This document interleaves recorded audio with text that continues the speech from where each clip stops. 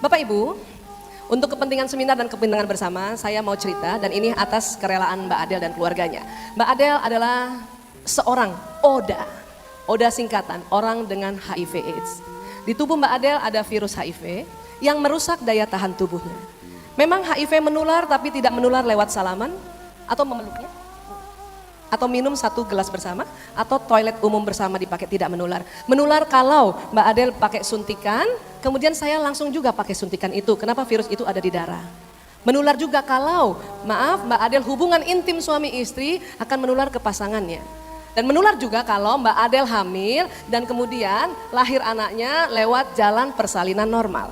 Dan terkadang saya sering khawatir pada teman-teman bidan kalau membantu seorang wanita hamil dan dia tidak cerita bahwa dia HIV, maka kasihan teman-teman bidan akan bisa terinfeksi. Makanya orang perempuan HIV yang dinyatakan positif diminta untuk melahirkan secara operasi sesar. Agar dokter-dokter sudah siap, baju berlapis-lapis, handscoon berlapis, ya, sarung tangan, pakai kacamata yang selebar ini sehingga waktu menolongnya tidak terciprat darah. Bu, apa yang ditakutkan oleh Mbak Adel? Takut pada satu saat masuk AIDS. Ya, apa sih yang terjadi pada orang virus HIV? Saya kalau jalan sama Mbak Adel, kemudian ada orang sakit mata, maka Mbak Adel yang duluan tertular. Karena daya tahan tubuhnya menurun.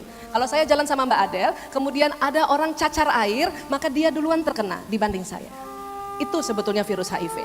Lama-lama ya daya tahan tubuhnya hilang. Dan akhirnya mereka terkapar seperti ini. Maaf ya Mbak Adel ya.